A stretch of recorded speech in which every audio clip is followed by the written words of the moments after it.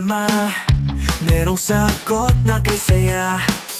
Sa simpleng bagay may diskarte, laging handa pagtingting everything. Kahit anong hamon, hindi uurong, maski style, tuloy-tuloy lang to. Dito sa vlog, sama ka na, abot ang pangarap basta pwede ka. Maski TV, tara na, pakiray, pagtingting everything, walang imposible. Kung sa channel ikaw ay inspired, kaya natin to.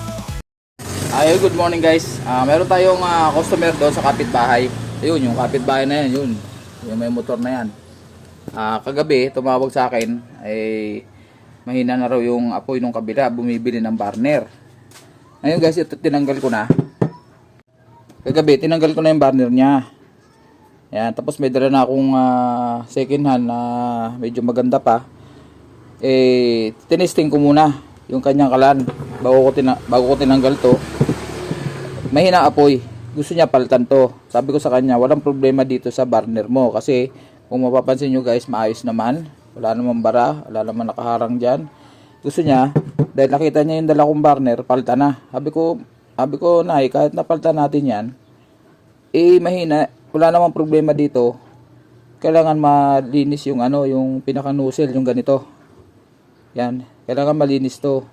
Hindi, takot ako dyan, gusto ko mapalitan. Sabi ko, sige, pagka napalitan natin yan, kung di natin gagawin yan, hindi rin lalakas ang apoy. So, pinaliwanag ko sa kanya. Ngayon, kinabit ko yung burner ko na dala, yung medyo bago pa. Sinindihan ko, mahina pa rin yung apoy. So, tignan nyo, mahina pa rin ang apoy. So, hindi talaga dyan ang problema. So, anong gagawin? Sabi ko sa kanya, titingnan natin kung kaya sa palitan nito o kaya susundutin, kaya may dala akong perdible guys. Ngayon, pag na umubra, sigurado malakas na apoy nun.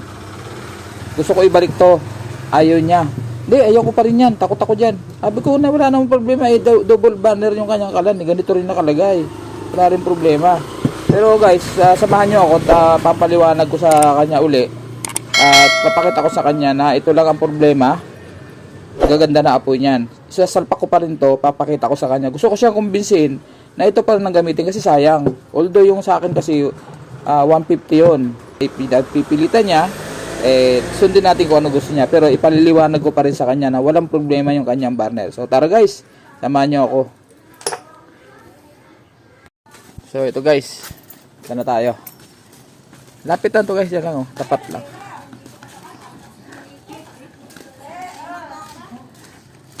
Ito si nanay yung may-ari. Anay, good morning. Sige yan. Yan. Uy, nakatali na si Doggy. Bagong panganak pa naman. Tali mo muna. Oo, di pa nakatali. Nako, ano pa naman. Talagang bagong panganak yung dede nakalaylay. Sige.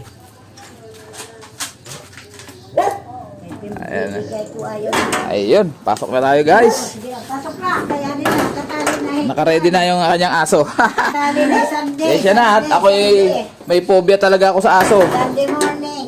Okay, pasok na ako na. Ay, hindi ko na dala yung ko plus. May ilaw ba dito? Oo, yun sa bayan. Ito guys, ito yung. Galing na ako rito kagabi.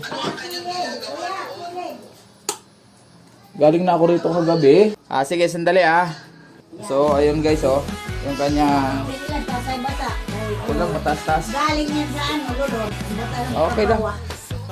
Ayan. So, Kasi siya, okay lang. ako basa. So ito guys yung burner, ito yung burner na dala ko kagabi. Ngayon wala namang problema yung burner niya. Pinipilit inanay na palitan. Sige, siya masusunod. siya masusunod. Natatakot daw siya guys. So ito, tanggalin ko muna para mag-testing, para makita nyo Ito yung sayo. Tanggalin ko muna to. Para may idea sila. Oo, para. Okay, dali patayin ko muna. Ayan. Buksan natin ang tangke. Ayan. So ito guys. Tingnan nyo Ito muna gawin natin. Ito walang problema to. Matigas. Hindi kumain. Hindi mo sinabi. Wala, matigas. Ayun. Ayan guys, ayan So ito, stock up talaga to pag ganyan. Ayan kita nyo yung lighter. So kailangan talaga ma-overhaul to. Pero malakas ang apoy niya. Ayan. Pero tuloy-tuloy yung lighter. So dapat to ma-overhaul. So, kita nyo guys, malakas yun. Dito naman tayo sa kabila. Ayan, mahina. Mahina yung apoy. So, sabi ko kay nanay, kahit tapaltan natin ang burner niyan, to, patay natin ha. Patay natin, tanggalin natin to. So, ito. Pinalit na natin yung ating second hand na medyo maganda pa. So, mahina pa rin ang apoy. Kasi nga, sabi ko kay nanay, hindi dyan ang problema sa burner. Dito. Ito sa ano. So, gagawa natin ng paraan. Sana makuha sa palit ng nozzle o kaya sundot. Okay? Standby. Opo, sige. Yan. Kasi ganun ginagawa ko, pinapaliwanag ko sa kanila para pag naka-encounter sila ng ganun, Oo. hindi na sila yung papagawa, bibili. Alam na nila. So, tatanggalin natin to. Oo, sige. Ngayon, tatarayin muna natin na remedyo yung ilalim. So, ito, iangat natin. Sana hindi malaglag ang aking cellphone. Oo. Yan, ganyan na lang, ganyan. So, kikita nyo to guys. Ito. Ito yung nozzle na tinatawag. To. So, tatanggalin natin to. Tingnan natin kung kayang yan. Yan.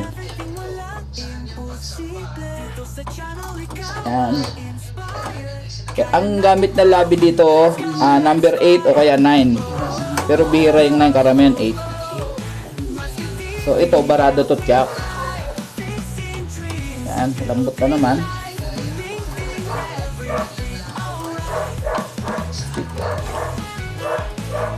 Yun, tanggal na. Lawag na, yan. So ito guys, sigurado to. Ito, pakita natin sa kanila ha. Ito guys yung nozzle. Yan, kita nyo, may butas, wala na, sarado na, ayan o. Sarado, so susundutin natin yan kasi pag nagbara yan, talagang may naapoy. Pakita natin sa inyo na barado yan. So ito guys, pag natanggal nyo na itong nozzle, gamit kayo ng perdible, uunatin nyo lang. Ito. Tapos pasok nyo dito. Tapos ganyan. So hawakan nyo dito para maiwan yung dumi sa kamay nyo. Tapos hila uli hanggang matanggal yung dumi dyan. Kasi napakalit ng butas nyan, Nay. Yan. Napakalit ng butas nyan. Konting umido lang dyan, dumi, ihina ng apoy. So mapapansin nyo guys, ayan o. Ayan, kita nyo na, see-through na yung butas. Ayan o. Ayan o. Kanina sarado. Ngayon bukas na. So ganyan lang yan. Tapos kung kinakailangan kalikutin dito para matanggal yung mga natitira dito, mga umido. So wala naman. So natanggal na natin yung bara dito guys. Ibabalik na natin. Ayan. So ganito lang guys. Ay, ito nga pala. Dahil may dumi to, malamang sa mga tubo. Matubo mayroon. So gagawin natin, sasara natin ang tangke. Make sure na sarado tangke muna. Sarado na. Tapos pipihitin ko to. Marinig nyo may singaw yan. Yun. So nawala na yung pressure. Saka natin i-click. Huwag nyo i-click ng hindi nyo pa nasara yung tangke. Kasi i-spark yan, magliliyab. So yan. So wala nang liyab. Ngayon, saka natin buksan yung tangke para matanggal yung mga dumi. May pressure yan eh. Oh, tama na. Ganun lang. May isa pa.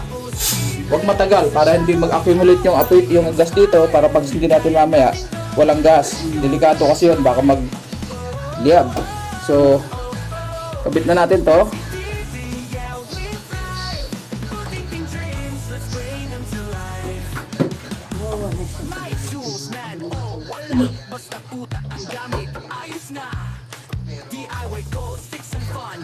Yan. Ito, hindi naman kailangan mahigpit na mahigpit to kasi may butas nga yan eh. Yun. Bagyang higpit lang. Basta number 8, karami number 8 na open range ang gagamitin natin. So ayan.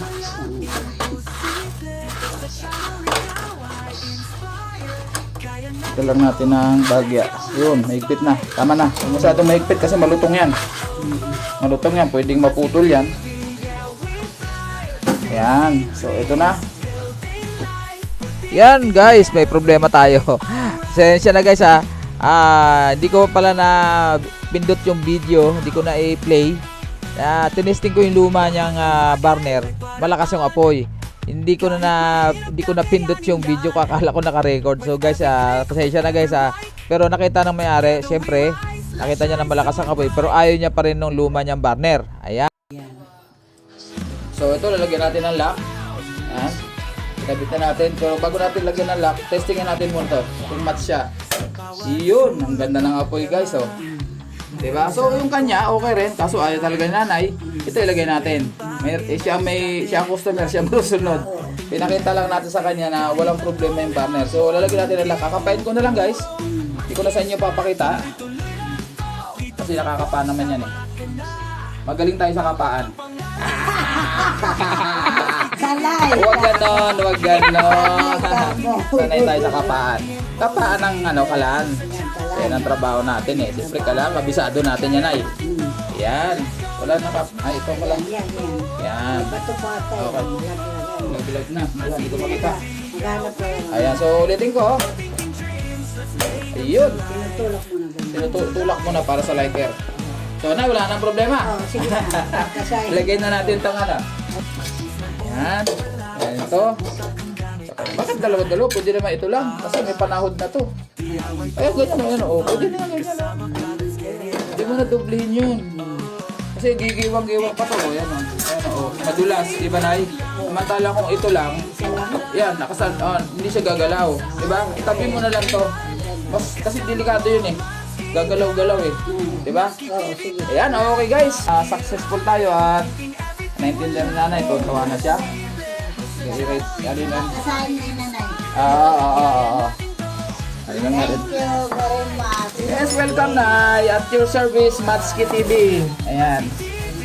Pag may problema, magsabi lang. Okay guys, tara ko muna yung tangke. Huwag natin kakalimutan isasara ang tangke pag hindi gagamitin. Oh, parati yan. Yes. Thank you. Gas.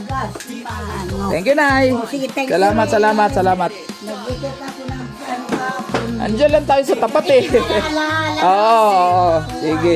Pag nakita na, di ba? Pag Okay na. Alright. Alright. Saka ko na, ay, baka tatay mo. Oo. Hi, Doggy. Thank you. Salamat po. Bye-bye. Bye-bye. Ayan, guys. Ayan. Tonto si nanay. So, at least naintindihan niya kasi pwede naman kung di sa kanya ipaliwanag na pero mas maganda yung alam niya. So, guys, ayun. Maraming salamat sa inyo. Sa inyong pagsama sa akin sa madali ang pag-service kinanay kasi kagabi ko sana gagawin kaso madilim at saka busy siya. Gusto ko kasi habang ginagawa ko nandun siya at naipaliwanag ko siya ng maayos. So kahit na hindi ko sana ipaliwanag, ako naman ang gagawa at importante sumindi kaso mas maganda yung na-educate natin yung ating mga customer para kung magbayad man sila ay hindi sila agrabyado. Ayan guys, ayan ganyan si Matsuki. Ayan. At wala akong kasawa-sawa magpaliwanag sa lahat ng mga sirang ginagawa ko. Pinapaliwanag ko kung bakit nasira, kung ano dapat gawin step by step. So ayun, simple-simple lang naman yun. Pero dahil sa LPG yun, siyempre delikado. Kaya kailangan mag-ingat tayo sa mga pagre-repair natin, mga kapwa ko technician. Huwag tayong magre-remedyo ng basta-basta. Importante yung safety first pagdating sa LPG. Yan, di ba? Yung mga ventilador, minsan hindi pa masyado delikado pero bawal pa rin yung rekta-rekta. Ayun guys, maraming salamat. Inting Butingting. Ayan, maraming salamat sa iyo. God bless sa iyo guys.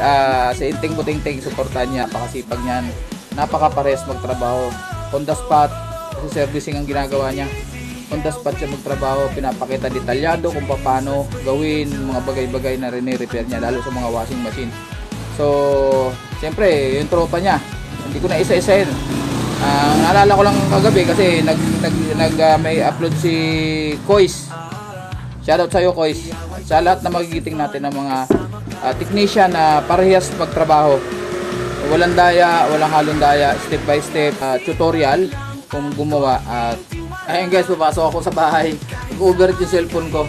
Ayan, basta yun na lang. God bless sa inyo lahat na mga kapwa ko technician. At lalo sa mga parehas magtrabaho, ulitin ko kasi napakaraming technician ngayon kahit anong ginagawa, lalo mga electric fan, mga washing machine, may mga hukus-pukus minsan na sana naman maging parehas tayo. Ang customer, pag nakita yung malinis natin trabaho, magbabayad yan ng tama kung magkano singil nyo. Kaya wag nyo naman dayain. Para sa atin din lahat yan mga technician at sa ating mga customer. Ayun, mega love shoutout sa inyo lahat. Bye bye mula kay Matsuki TV. Pass out.